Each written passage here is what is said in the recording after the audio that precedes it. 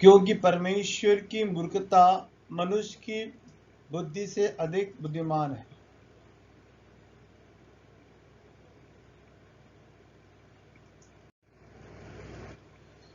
पहला करंती पहला अध्याय 18 से 25 पढ़ेंगे।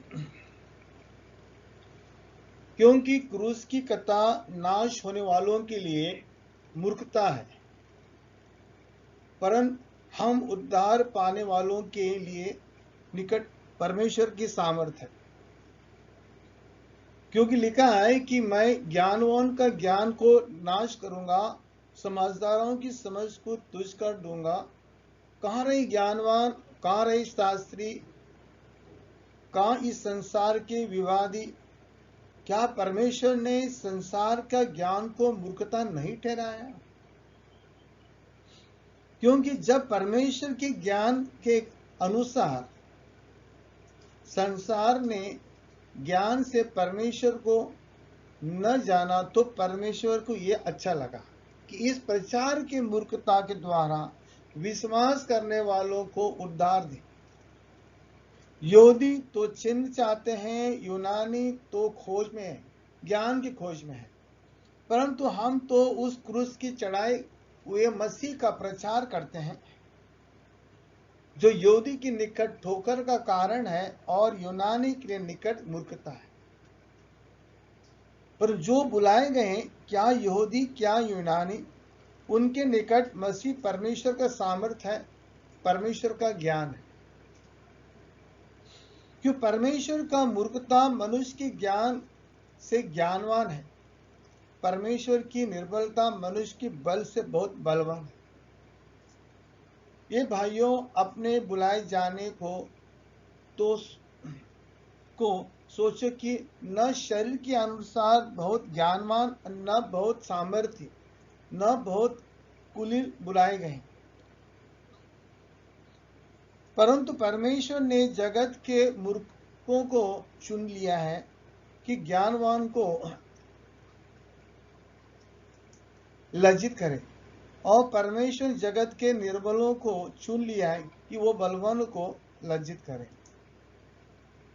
अपोस्तल पौलुस यहाँ पर करंती मंडली को लिखते हैं, कहते हैं क्योंकि क्रूस का जो कथा है नाश होने वालों के निकट क्या है, मूर्खता है। ये संदेश जो क्रूस का मैसेज जो है, संसार जो लोग नाश होने वालों के लिए, उनके लिए ये मूर्ख की बातें हैं, परंतु हम उद्धार पाने वालों के लिए क्या है, परमेश्वर का सामर्थ्य। लिखा क्योंकि जब परमेश्वर के ज्ञान के अनुसार संसार ने ज्ञान से परमेश्वर को न जाना, तो परमेश्वर को यह अच्छा लगा कि इस प्रचार के मूर्ख का द्वारा विश्वास करने वाले उद्धार पाए। परमेश्वर ने यह संदेश इतना साधारण बनाया है ताकि संसार के लोगों को यह संदेश मूर्खता लगे, ताकि मूर्खता संदेश से ही लोग उद्धार पाए। परंतु हम जो उस क्रूस को चढ़ाए प्रचार करते हैं, जो यहूदी के निकट ठोकर का कारण है, यूनानी के लिए निकट मूर्खता है। तो बताया कि पौल बोल रहा है हम लोग यही प्रचार करते हैं, मसीह का प्रचार करते हैं। यहूदी के निकट क्या है, ठोकर कारण है, और यूनानी के लिए क्या है, मूर्ख की बातें हैं। परंतु जो बुलाए हुए हैं, कोई भी जो बुलाया, चाहे यहूदी हो यूनानी हो, उनके निकट मसीह परमेश्वर का सामर्थ है, परमेश्वर का ज्ञान है जिसको बुलाया। क्यों परमेश्वर का मूर्खता मनुष्य के ज्ञान से ज्ञानवान है, परमेश्वर निर्बलता मनुष्य के बल से बहुत बलवंत है। परंतु परमेश्वर ने जगत के मूर्खों को चुन लिया है, परमेश्वर ने जगत के मूर्खों को चुन लिया है कि ज्ञानवान को लज्जित करे। जो खुद को बहुत ज्ञानी समझता है, उनको लज्जित करने के लिए परमेश्वर ने जगत के निर्बलों को चुन लिया है, बलवान को जगत लज्जित करे। तो परमेश्वर का जो ज्ञान है, परमेश्वर का है, तो सिंपल प्रूफ बनाया परमेश्वर ने तो इसलिए ज्यादा लोगों को परमेश्वर की बातें उनको मूर्खता लगेगा।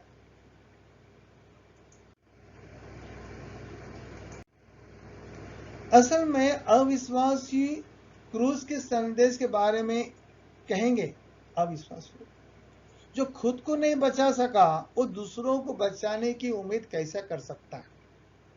संसार लोग ऐसा सोचते हैं, तो उनके लिए क्रूस का संदेश इतना मूर्खतापूर्ण हो जाता है। हमारे मानव मापदंड और मानवीय ज्ञान से परमेश्वर न्याय करना गलत है।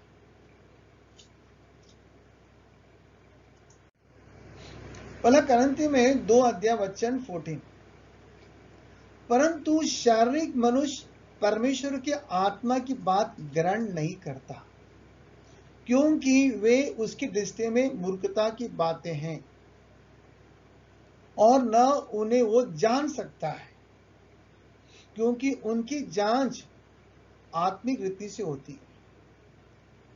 परमेश्वर की बातें जो है, जब हम पढ़ते हैं नए करार में जब बात पढ़ते हैं, इस शारीरिक लोग जो होते हैं, संसार के लोग होते हैं, उन लोग इसको समझ नहीं सकते हैं, उसको अपनाएंगे नहीं, क्योंकि उनकी दृष्टि में इस बातें जो है मूर्ख की बातें हैं। ओके, और वो लोग तो समझ नहीं पा सकते हैं उनको, क्योंकि इसकी जांच जो वचन की जांच आत्मिक रीति से होती है। तो जितने जो हम पढ़ते हैं नए करार में, वो किसको लिखा है? वो मंडली को लिखा है। मंडली उसको समझ सकता है, संसार समझ नहीं सकती है उसको, क्योंकि मंडली में जो लोग हैं उनके अंदर परमेश्वर की आत्मा है। ओके, वो जो आध्यात्मिक जीवन जीते हैं, आत्मिक चलते हैं, उन लोग इसको समझ सकते हैं। जो शारीरिक मनुष्य जो है, जो जी रहा है, वो इसको समझ नहीं सकता है। उसकी दृष्टि में ये सब बातें जो है मूर्ख की बातें हैं। पहला करंथी 3:18-19 पढ़ेंगे। कोई अपने आप को धोखा न दे। ये तुम में से कोई संसार में अपने आप को ज्ञानी समझते तो मूर्ख बने कि वो ज्ञानी हो जाए। अगर हम अपने आप को बहुत ज्ञानी समझते संसार में, तो उसने मूर्ख बनना है, क्योंकि संसार का ज्ञान परमेश्वर के निकट मूर्खता है। सर लिखा है कि वो ज्ञानी को उसकी चतुरा में फंसा देता है।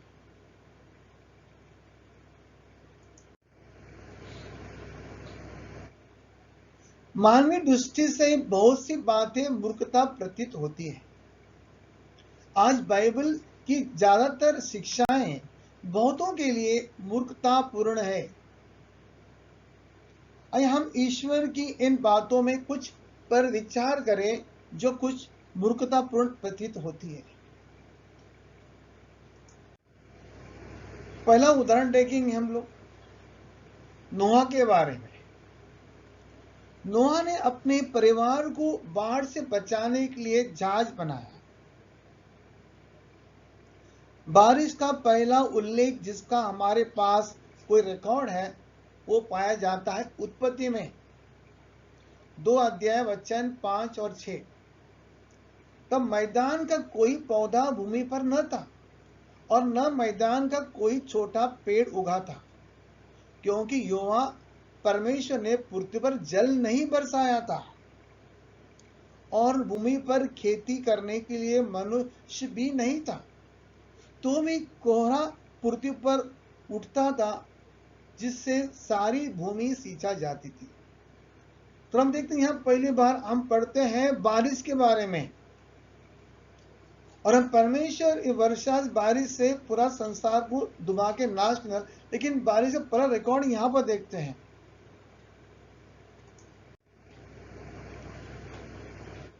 कल्पना कीजिए कि नोहा ने परमेश्वर इस आज्ञा पर कितना आश्चर्य महसूस किया होगा जब परमेश्वर नोहा कहा कि मैं इस संसार वर्षा भेजूंगा, बारिश से पूरा पृथ्वी को डुबा के नाश करूंगा।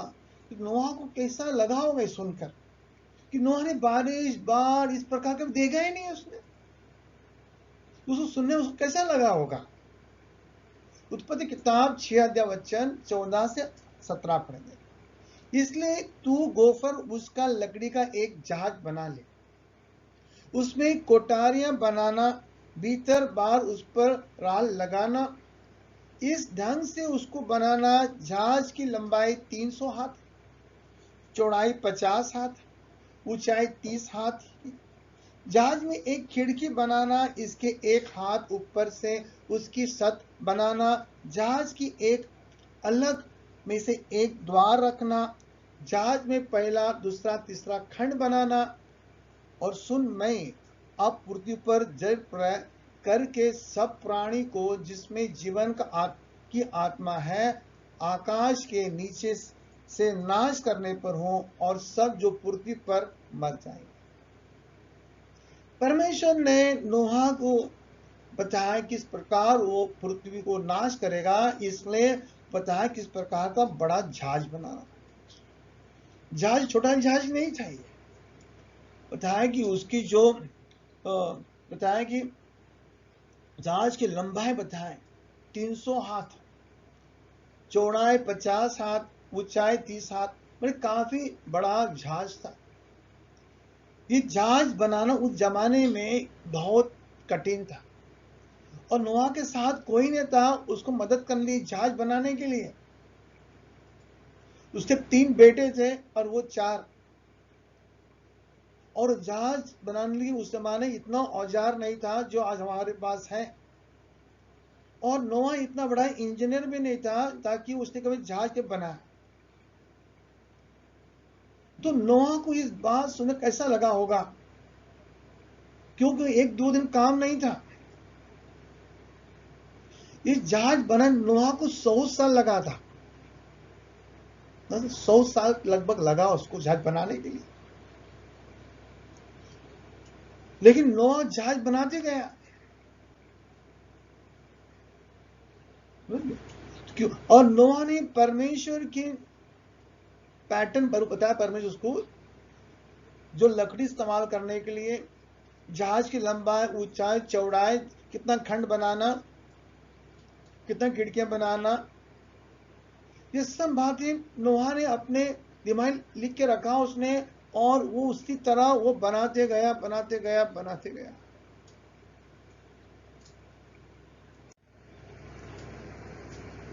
तो हम देखते हैं कि जहाज काफी ऊंचाई, बड़ा जहाज था उसमें, और इतने बड़े बाढ़ के अंदर, सैलाब के अंदर ये जहाज को टिकना है।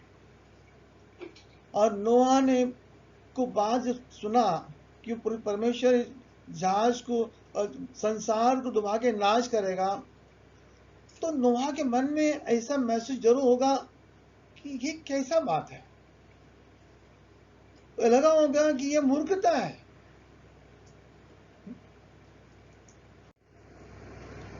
परमेश्वर ने नोहा से वादा किया था कि वो उसका घर जहाज से बचा ही लिया जाएगा, और जहाज के बाहर आने वाले सभी लोगों नाश किए जाएंगे। निस्संदेह मानवीय दृष्टिकोण से परमेश्वर की ओर से यह आदेश पूर्ण मूर्खता थी। मनुष्य के विचार सोचने जाएंगे हम, तो परमेश्वर के आदेश जो है वो साफ लगता है मूर्खता है। संसार को लगा था, संसार को लगा था कि ये मूर्खता बात है। आज सोचो कि परमेश्वर बताए कि संसार को नाश करने वाले एक दिन, तो लोगों को लगता है मूर्ख की बातें हैं, हो ही सकता है, जिस तो 9 में लगा था। लेकिन फिर भी हम बताया गया है कि नोहा ने, इब्राहिम 11 वचन 7 लिखा, विश्वास से नोहा ने उस बातों के विषय में जो उस पर समय दिखाई नहीं पड़ती थी, चेतावनी पाकर भक्ति से साथ अपने घराने को बचाने के लिए जहाज बनाया, और उसके द्वारा उसने संसार को दोषी ठहराया, और उस धर्म का वारिस हुआ। विश्वास से होता है। तो ये बातें सुनने के बाद में नोआ ने विश्वास किया परमेश्वर की बात। नोआ के पास कुछ बड़ा बाइबल नहीं था उस जमाने में, ना बस कुछ उदाहरण नहीं था पहले जो हुआ ऐसा घटना, लेकिन नोआ का विश्वास था परमेश्वर की बात पर। और नोआ ने वो विश्वास के साथ परमेश्वर के विश्वास से उसने जहाज बनाया। और जहाज कोई एक दिन बने जहाज नहीं था, लकड़ी झाड़ काटना पड़ता था, फलिया बनाना पड़ता था, हर जो चीज औजार बनाना पड़ता था उसको। इसलिए वो बनाने उसको 100 साल लगा लगभग। और जहाज कौन ने बना रहा था? सिर्फ नोआ बना रहा था। 100 साल तक परमेश्वर की बात, उसका परमेश्वर ने जो बताया उसे विश्वास चलना कितना कठिन है। आज हमारे पास पूर्ण बाइबल है, हमारे पास कितने उदाहरण हैं, इतने पाकर भी हम अब तक विश्वास खड़े नहीं रह सकते। कितने लोग 2-3 साल डगमगा जाते हैं, पर वो राह पर ठीक से चल नहीं पाते हैं। लेकिन नोआ 100 साल तक परमेश्वर के जो वचन दिया, आज्ञा दिया, उसको ठीक रीति से पालन करते गया। जब जो विश्वास किया तो क्या हुआ? वो अपने परिवार को बचा सका। संसार को ये बात मूर्खता लग रही थी। क्या आप कल्पना कर सकते हैं कि दूसरे लोगों ने नोहा पर हंसे और उसकी मूर्खता का मजाक उड़ाया होगा? लोग मजाक उड़ाते कि छोटी जहाज तो नहीं थी, बड़ा जहाज था, सबको दिखाई दे रहा था नोहा जहाज बना रहा है। लोग उसके मजाक उड़ाते होंगे, हंस रहे होते, क्या नोहा पागल हो गया, अभी बारिश कभी गिरा नहीं है, अब ये बारिश से संसार डूबने और नाश होने वाला है। तो पतरस में 2:5 लिख के लिखा है, और प्रथम युग के संसार को भी न छोड़ा, वर्णन भक्ति यानी संसार पर माल जय भेज कर धर्म के प्रचारक नूह समेत 8 व्यक्ति को बचा लिया। पूरा संसार परमेश्वर डुबा दिया, और नोवा उसकी परिवार जो है, सब 8 जन लोग थे, उनको परमेश्वर ने बचा लिया। तो हम देखिए किस प्रकार नोहा प्रचार करते थे और लोग उसको मजाक उड़ा रहे थे, हंस रहे थे। उस प्रकार आज वही हम देखते हैं कई बार, अगर आप कुछ सही जीवन जीना चाहते हैं मसीह में, कई वो लोग आपको हंसेंगे, आपको मजाक उड़ाएंगे, आपको सताएंगे भी। लेकिन नोआ निराश नहीं हुआ। नोआ अकेला था, पूरा संसार एक तरफ, नोआ एक तरफ था। लेकिन नोआ परमेश्वर बात सुनकर उसने वो कायम खड़ा रहा, और वो जहाज बनाते गया, बनाते गया, बनाते गया, जहाज ने खत्म किया। उसको विश्वास था परमेश्वर के वचन पर।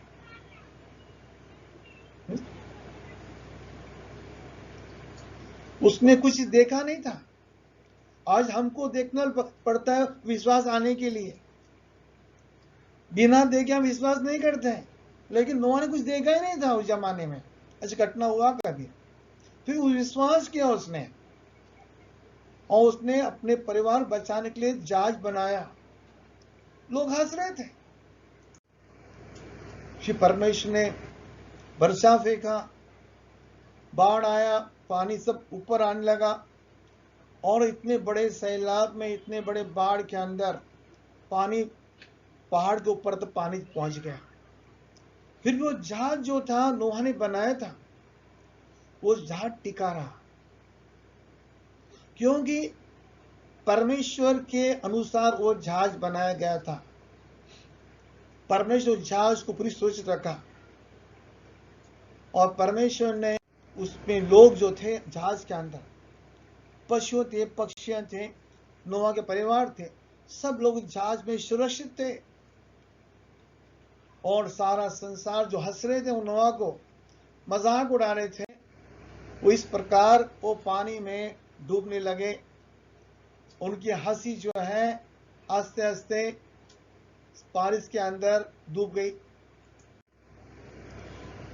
जैसा कि पतरस के अनुसार धार्मिक के प्रचार नोआ ने निस्संदेह समझाया कि वो जहाज क्यों बना रहा था और लोग उस पर हंस रहे थे और उसका मजाक उड़ा रहे थे।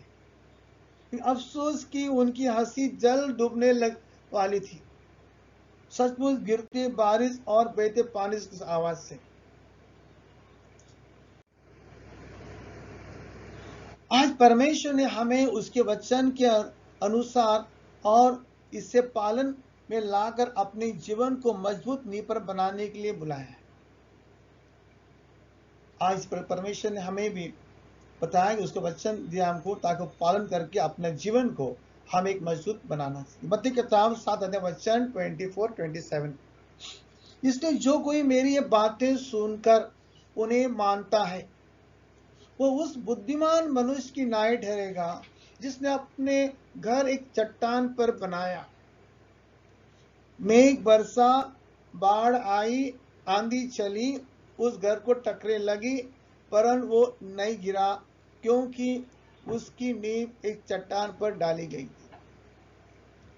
जो कोई मेरी ये बातें सुनता उस पर नहीं चलता वो उस मूर्ख निर्बुद्धि मनुष्य के नाई ठहरेगा जिसने अपना घर बालू पर बनाया। मेघ बरसा, बाढ़ आई, आंधी चली, उस घर पे टकरे लगी, वो गिरकर सत्यानाश हो गया। विष्णु बता यहां पर बुद्धिमान मनुष्य और मूर्ख मनुष्य के बारे में बताया। जो मेरा वचन सुनता है और उसको पालन करता है, उसको वो व्यक्ति उसने कंपेयर किया कि बुद्धिमान मनुष्य है जो अपने घर एक चट्टान पर खड़ा करता है। चट्टान यीशु मसीह पे खड़ा करता है, फिर उसको वचन पे खड़ा करता है अपने जीवन को। जब परमेश्वर का न्याय आएगा तो उस मनुष्य जीवन में कुछ हानि नहीं पहुंचेगा क्योंकि उसने अपने जीवन को एक चट्टान पे खड़ा किया। वो एक बुद्धिमान मनुष्य है। जब नोआ एक बुद्धिमान मनुष्य था, परमेश्वर वचन सुनने के बाद उसने उसके वचन पालन किया उसने और एक मजबूत उसने बनाया जहाज। तो प्रभु का न्याय आया तो उस जहाज को कुछ हुआ नहीं क्योंकि वो जहाज परमेश्वर वचन पे खड़ा था। उसी प्रकार अगर हम अपने जीवन को पर वचन पे खड़ा करेंगे तो परमेश्वर न्याय आएगा, उस वक्त हमें कुछ हानि नहीं पहुंचेगा। तो बताया कि वो मूर्ख मनुष्य मैंने बताया वचन सुनता है परमेश्वर का लेकिन उस पर चलता नहीं है, वो अपने हिसाब से चलता है, वो संसार हिसाब से चलता है। वो इंसान एक मूर्ख आदमी है। जीवन कहां बनाया उसने? रेत पे बनाया, रेत पे, बालू पे। जल्दी जल्दी जब परमेश्वर न्याय आया, बरसात आया, बाढ़ आई, तूफान आया, उसको टकरे लगी तो बहकर चला गया, नष्ट हो गया। उसी प्रकार का होता है जो व्यक्ति परमेश्वर वचन को मूर्खता से देखता है, लगता है उसके मूर्ख है, वो खुद मूर्ख है। हाँ? तो हम देखते हैं प्रभु वचन हमको लगेगा मूर्खता, लेकिन अगर हम बुद्धिमान होगा तो हम उस वचन को फॉलो करेंगे। तो नोआ पर बात सुना उसको परमेश्वर का, दिखने में मूर्खता था प्रभु की बात है, लेकिन नोआ बुद्धिमान था। उसने प्रभु बात को सुनने के बाद में उसने उसको फॉलो किया। उसने 100 साल तक फॉलो किया, उसको खत्म किया काम को। उसके द्वारा क्या हुआ? नोआ परिवार का बच गया, संसार पूरा पानी से डूब गया।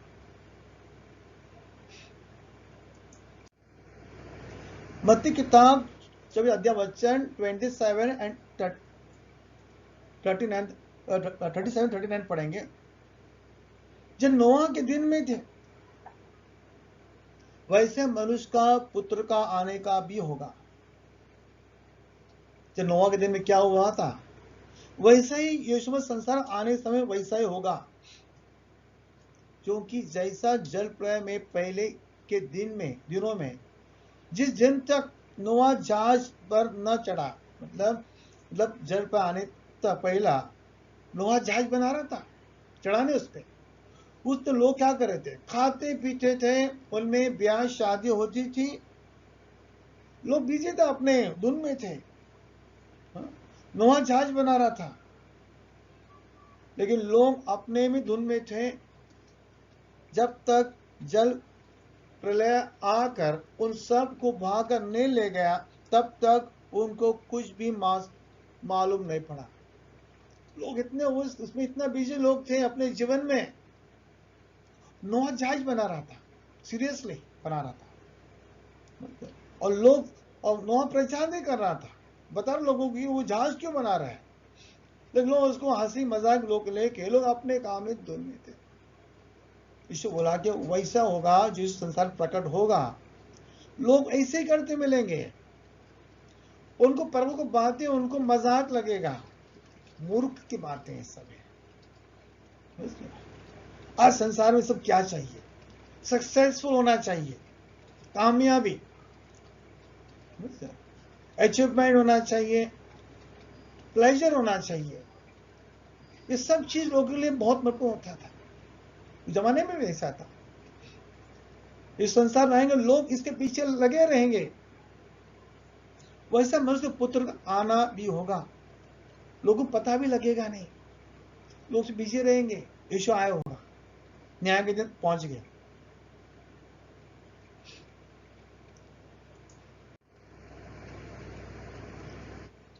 दूसरा पतरस में आएंगे, तीसरा वचन 3 से 10 पढ़ेंगे।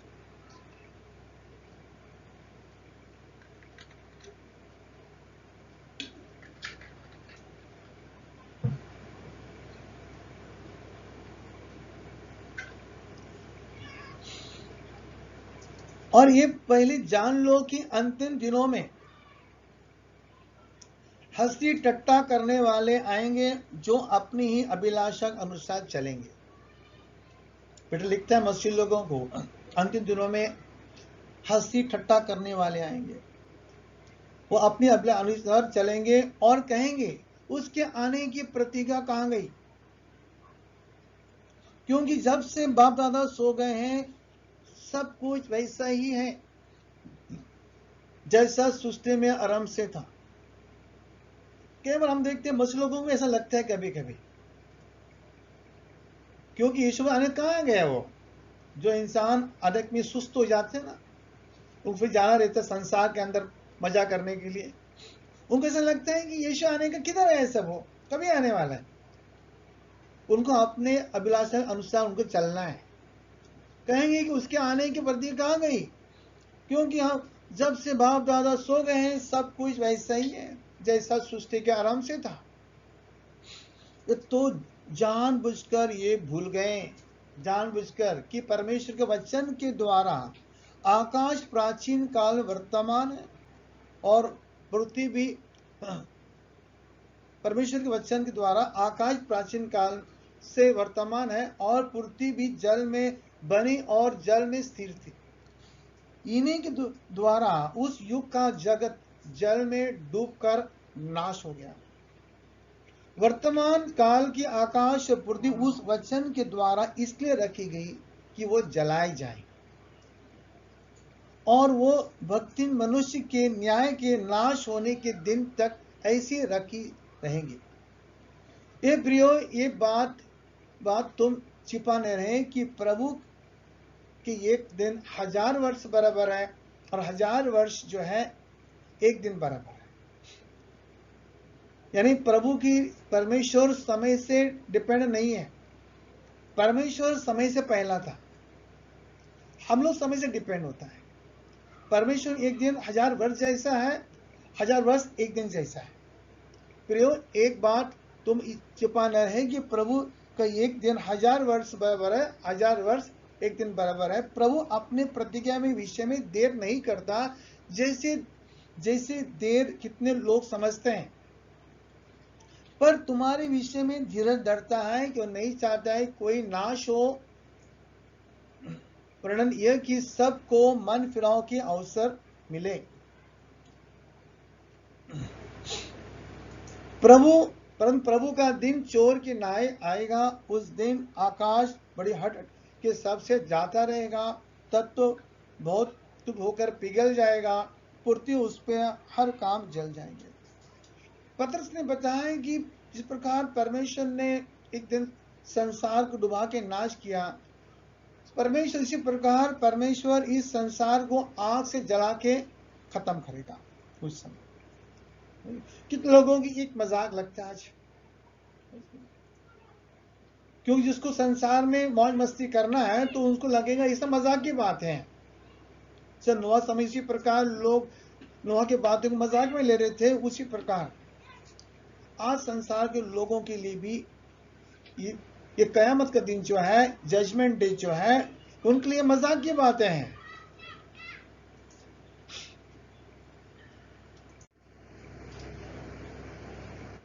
उस समय लोगों को समय नहीं मिलेगा सोचने के लिए, इसका कोई चिन्ह नहीं है। तो बोलते हैं कि अभी सब घटना हो रहा है, ये चिन्ह है, समय नजदीक आ गया। नहीं नहीं नहीं, यीशु मसीह का आने का समय, संसार का जो न्याय होगा, उस समय के बारे में कोई चिन्ह नहीं है, और उनको चिन्ह नहीं दिए है। ये जो चीज हो रहा है, हम देखते हैं बाढ़ आ रहा है, किधर भी हो रहा है, ये तो कितने सालों से हो रहा है, लेकिन यीशु मसीह का आने का समय का कोई चिन्ह नहीं है। वो अचानक दिन आएगा, चोर समान आएगा, ये बताया। कितने लोग अलग कहानी लोग बताते हैं, अब बाढ़ इतना आ रहा है, संसार भी अंत होने वाला है, अभी तो लड़ाई हो रहा है, संसार अंत। लोग ये चिन्ह बोलते हैं, ये चिन्ह भी कुछ नहीं है, इतना सालों से हो रहा है चीज। लेकिन जब संसार का अंत होगा, यीशु मसीह आएगा, उसका कोई चिन्ह नहीं है, वो अचानक आएगा। जैसे हम देखते हैं नोआ के समय में देखते किस प्रकार जो है लोगों को पता भी लगा नहीं है, कोई दिन नहीं बताया नहीं गया था कि बाढ़ आने वाला है करके, पर वो तय किया था, अचानक हो गया, और लोगों को मौका मिला नहीं सोचने के लिए। उसी प्रकार जो है उस यीशु संसार आएगा, लोगों के लिए सोचने की समय किसी को मिलेगा नहीं। जिसने विश्वास किया था इस बात का, उसने तैयारी किया। नोआ ने विश्वास किया था इस बात का, उसने तैयारी किया। अगर आप और हम विश्वास करेंगे इस बात का, तो हम लोग तैयारी करेंगे।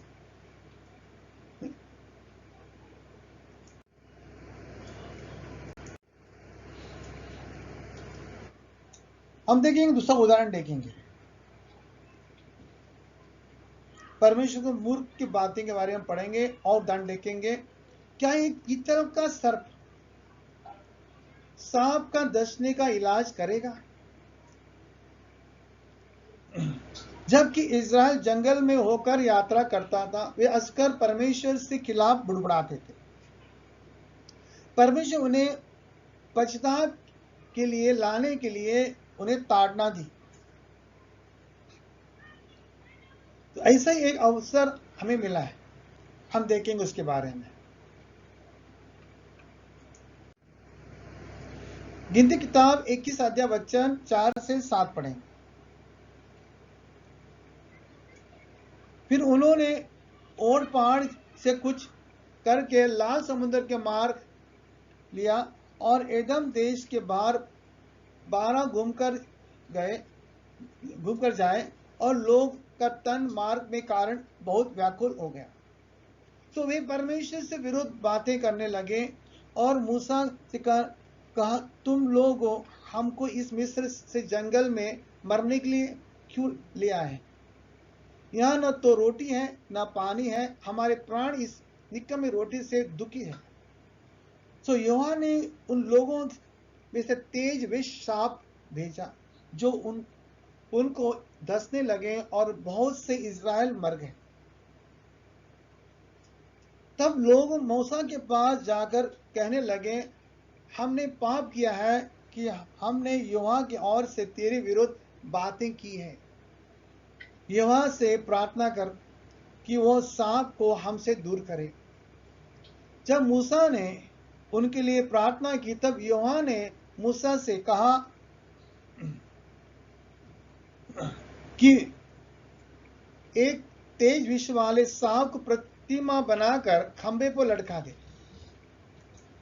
यहोवा ने मूसा से कहा, जो सांप से डसा हुआ है उसको देख ले, वह जीवित रहेगा, बचेगा। सो मूसा ने पीतल का एक सांप बनवाकर खंबे पर लटका दिया। तब सांप के डसने हुए में से जिसने उस पीतल का सांप को देखा वो जीवित बच गया। तो इस कहानी को हम देखते हैं किस प्रकार लोग जो है जंगल में हम देख लोग बुड़बुड़ा रहे थे, परमेश्वर विरोध बातें कर रहे थे, मूसा के विरुद्ध बातें कर रहे थे। परमेश्वर बातें सुना और परमेश्वर वहां पर सांप भेज दिया, जहरीली सांप भेजा परमेश्वर ने, और वहां पर थे बहुत सारे लोग जो है उस सांप काटने से मर रहे थे। उग्र सांप ने लोगों को ढस लिया और इस्राएल के बहुत से लोग मर गए, मारे गए। उनके पास सांप के काटने का कोई इलाज नहीं था, तो क्या करना था? परमेश्वर मूसा से कहा कि तुम एक पीतल का सांप बनाओ और उसे डंडे पर स्थापित करो कि हर कोई जिससे सांप ने काटा है, जब वो इस पीतल के सांप के डंडे पर देखेगा वो जीवित रहेगा। परमेश्वर ने इतना मामूली काम बताया करने के लिए। हमने आज किसी ऐसा व्यक्ति देखा नहीं है जिसने जो एक पीतल सांप के वैज्ञानिक संबंधित गुण को व्याख्या कर सके। कोई बता नहीं सकता आज तक, मतलब मैं ये पीतल सांप में ऐसा क्या प्रॉपर्टीज है जिससे देखने से इंसान का जो जहर निकल जाता है। तो पीतल का सांप को देखकर जिसको डसा है वो ठीक हो सकता है। हम देखते हैं, वास्तव में हम देखते हैं ये तो मूर्खता लगता है। इस साइंटिफिक में आज देखने जाएंगे हम लोग तो ये बात किसी बताए बोलेगा देखो ये पीतल सांप से आदमी ठीक होता है बोलेगा कभी, तो जो आज साइंस का जो वर्णन देखते हैं कि ये लगता है कि ये मूर्ख की बात है, इसमें कोई है ही नहीं है कुछ। अगर परमेश्वर अगर नहीं क्या होता ना ये बात, प्रभु ने कहा है तो ये बातें मूर्खता है। प्रभु ने कहा है वो, तो उसको मूर्खता लेना नहीं चाहिए। अगर हम लेंगे उसको मूर्खता लेंगे, उस जमाने में लोग लेते थे मूर्खता, वो कभी ठीक नहीं होते थे, वो सब मर जाते थे ऐसे ही। लेकिन परमेश्वर की मूर्खता मनुष्य की अधिक बुद्धिमान है। तो अपने इतना परमेश्वर वो बातें इतना सब बताया, परमेश्वर लोगों को लगे मूर्ख लगेगा। ला तुम्हें पीतल का सांप बनाओ, डंडे पे लगाओ, जो कोई वो सांप को देखेंगे और ठीक हो जाएगा।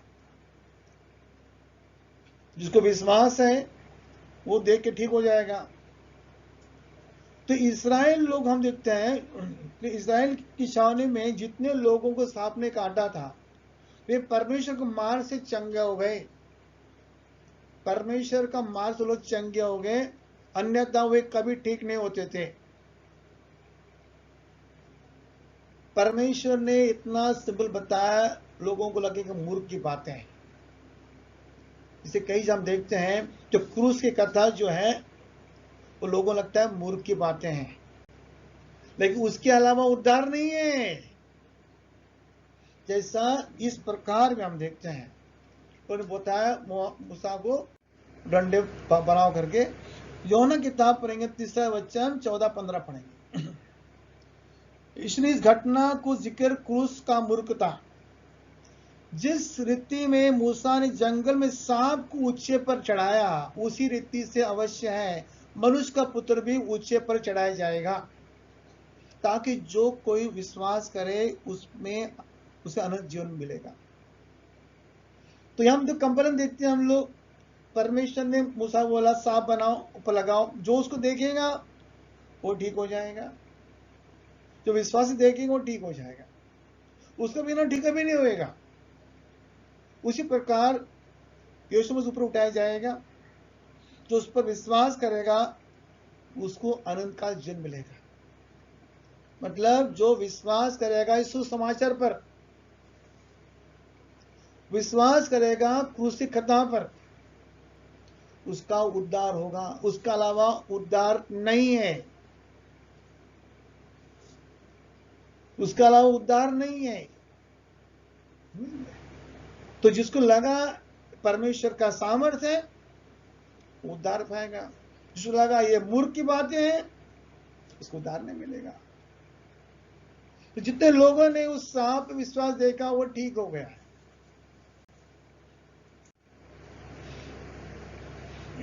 तो एक दोष हम देखते हैं यहां पर, परमेश्वर का जो वचन है उस पर विश्वास करना चाहिए। चाहे लगेगा मूर्खता लगेगा देखते सुनने में, लेकिन उसी में सामर्थ है उद्धार पाने के लिए, उसी सामर्थ्य है चंगा होने के लिए। परमेश्वर हर चीज बहुत सिंपल बनाता है ताकि लोगों को लगेंगे मूर्ख की बातें, और जो उस पर विश्वास करेगा उस मूर्खता पे वो उसका आशीष पाएगा। हम तीसरा उदाहरण देखेंगे। परमेश्वर ने नामान को आज्ञा दी कि आओ जाओ यरदन के 7 बार धो तो कोढ़ी से चंगा हो जाएगा। दूसरा राजा में 5 अध्याय वचन 1 से 15 पढ़ेंगे।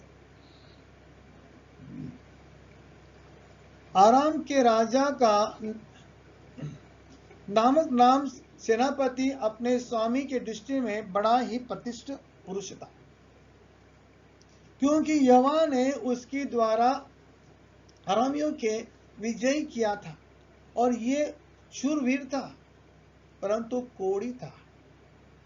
अरामी लोगों दल बंद कर इसराइल के देश में जाकर वहां से एक छोटी लड़की को बंधुआई में ले आए थे और वो नामन के पत्नी की सेवा करती थी।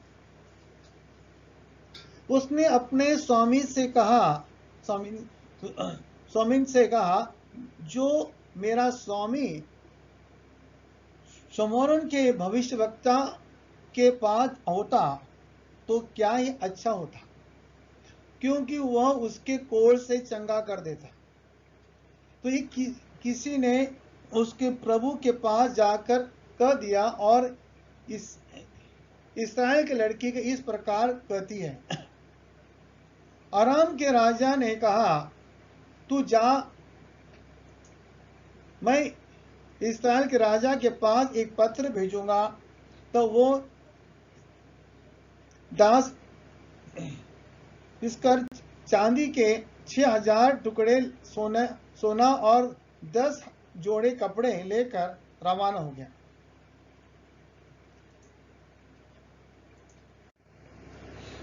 और वो इस्राएल के राजा के पास वो पत्र ले गया। मैं यह लिखता कि जब यह पत्र तुझे मिलेगा तब जानना कि मैंने नामक नाम अपने एक कर्मचारी को तेरे पास इसलिए भेजा कि तू उसको कोढ़ दूर कर दे।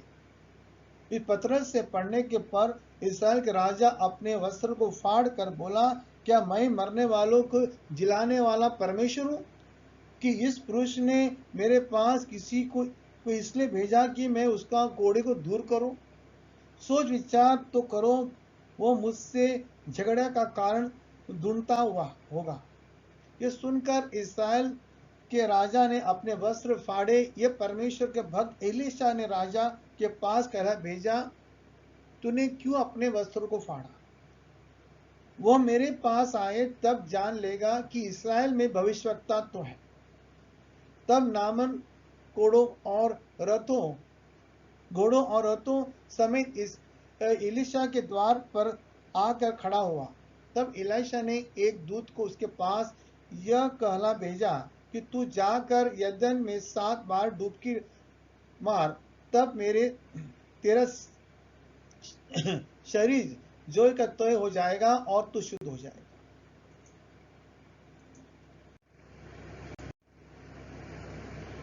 तो हम देखते हैं यहाँ पर किस प्रकार जो नामन जोधा कुड़ी था, जो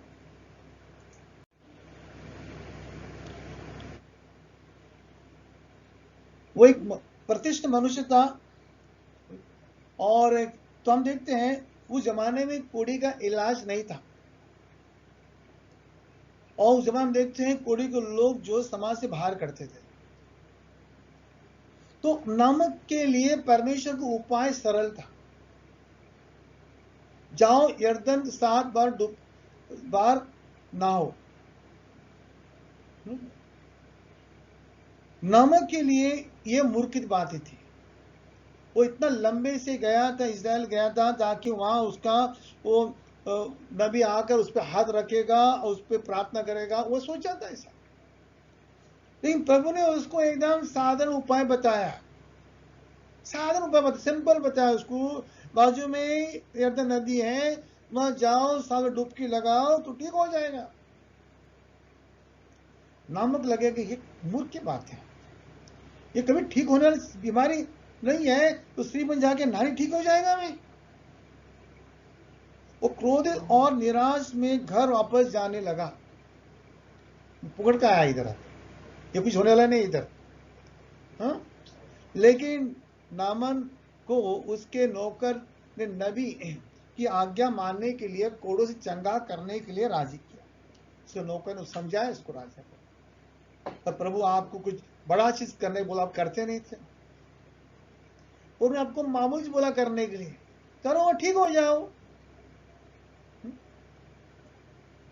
मानवीय दृष्टिकोण से नामक का ये तर्क दोष नहीं था, नामन का सोचना गलत नहीं था। ये कोड़े की बीमारी है, कभी ठीक होने वाला नहीं है, और वो नबी बोल रहा है, मेरे को बोल रहा है कि जाकर वो नदी में जाके डुबकी लगाओ तो ठीक हो जाएगा। मैं सोचा था कि वो आके मेरे पे हाथ रखेगा, प्रार्थना करेगा, फिर चंगा ऐसा सोचा था। ये बोल रहे जाके वहां नदी में जाकर, मेरा गांव में नदी नहीं था नहाने के लिए, अच्छा नदी है, वहां जाके नहा सकता था मैं। तो उसका नौकर ने बोला उसको, क्या प्रभु आपको बड़ा बोलता कि आप करते नहीं थे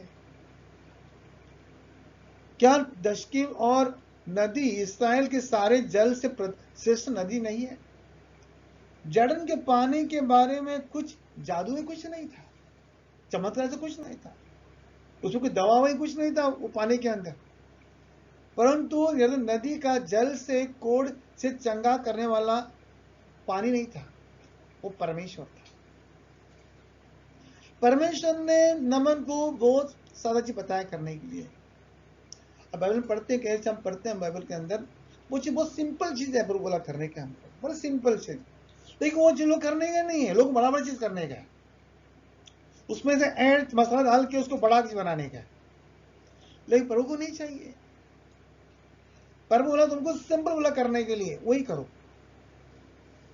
अगर नामन सोचो वो चला जाता गुस्से में और जाता था, डेमस्क जाते थे, गांव में जाते थे उसका, और वहां जाके डुबकी लगाता था पानी में, 100 बार लगाता था, तो ठीक नहीं होता था।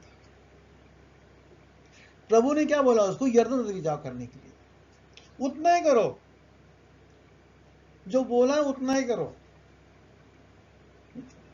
अगर हम बात को विश्वास करते हैं तब परमेश्वर अपना वचन पूरा करता है। तब नामन उसका बात सुनकर वो चला गया और उसने डुबकी लगाया 7 बार, उसके जब बाहर आया वो पूरी तरह चंगा हो गया। समय लगा नहीं, कुछ समय लगा नहीं, जैसे वो गया डुबकी लगाया, बाहर आया, परमेश्वर वचन पूरा हो गया। उसके लिए प्रभु ने एक उपाय बताया था नमन को। वो पानी में कोई चमत्कार नहीं था,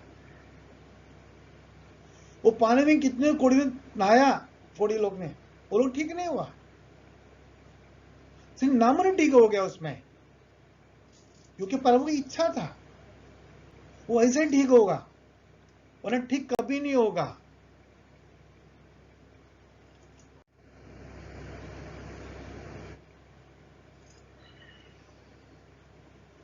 लूक किताब 4 वचन पढ़ेंगे 27। एलिशा भविष्यवक्ता के समय इस्राएल में बहुत से कोढ़ी थे, पर नमन सूर्य को छोड़ उनमें से कोई शुद्ध नहीं किया गया। उस जमाने बहुत लोग कोढ़ी थे, लेकिन नमन को छोड़कर वहां पे कोई ठीक नहीं किया गया। यानी वो पानी में कुछ चमत्कार नहीं था, वो परमेश्वर का बात सुनने के बाद परमेश्वर इच्छा वैसे ठीक होगा। यानी नमन ठीक होगा तो वैसा ही ठीक होता था, वरना कभी ठीक नहीं होता था।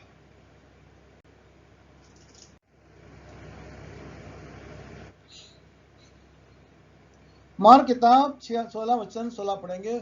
जो विश्वास करे और बपतिस्मा ले उन्हीं का उद्धार होगा, और जो विश्वास न करेगा वो दोषी ठहरा जाएगा।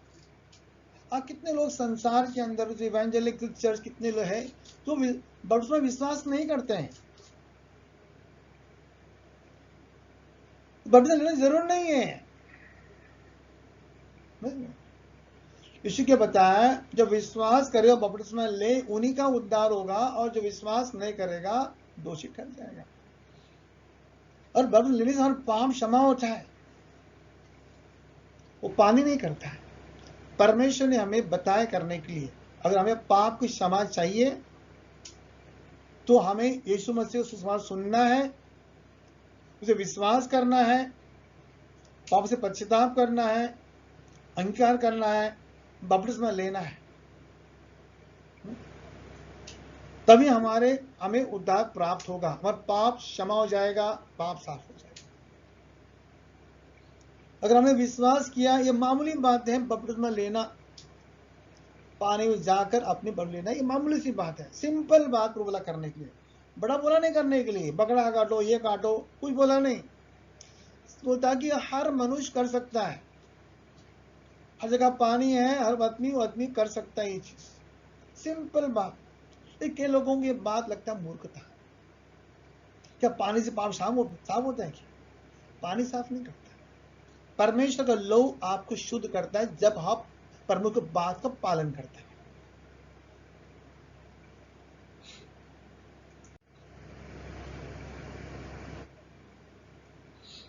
इसलिए जब परमेश्वर कहता है अपने आप को यरदन नदी में 7 बार डुबाओ, तो उसका मतलब है कि वह इसके बिना ठीक नहीं होगा।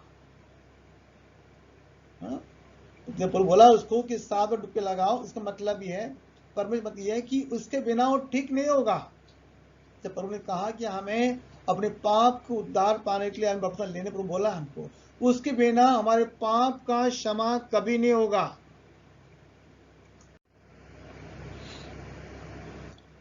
एक्ट चैप्टर में आएंगे, प्रेरित कामों में 22 वचन 16। अब क्यों देर करता है? क्यों देर करता है? उठ, बपतिस्मा ले और अब उसका नाम लेकर अपने पाप को धो डाल। एनएस बोला, पौलुस को बोला कि तू देर क्यों करता है भाई, वो बपतिस्मा ले और उसके नाम लेकर अपने पाप को धो डाल। तो बपतिस्मा लेना जरूरी है। ऐसा चैप्टर 55 में पढ़ेंगे 8 और 9। क्योंकि यहोवा कहता है मेरे विचार तुम्हारे विचार से एक समान नहीं है, न तुम्हारी गति मेरी गति एक सही है, क्योंकि मेरी और तुम्हारी गति और मेरी तुम्हारे सोच विचार आकाश पृथ्वी का अंतर है। हम अपनी समझ से परमेश्वर को हम समझ नहीं सकते हैं। हमें लगेगा, पर हर बात हम लगेगा मूर्खता लगेगा संसार के ज्ञान से।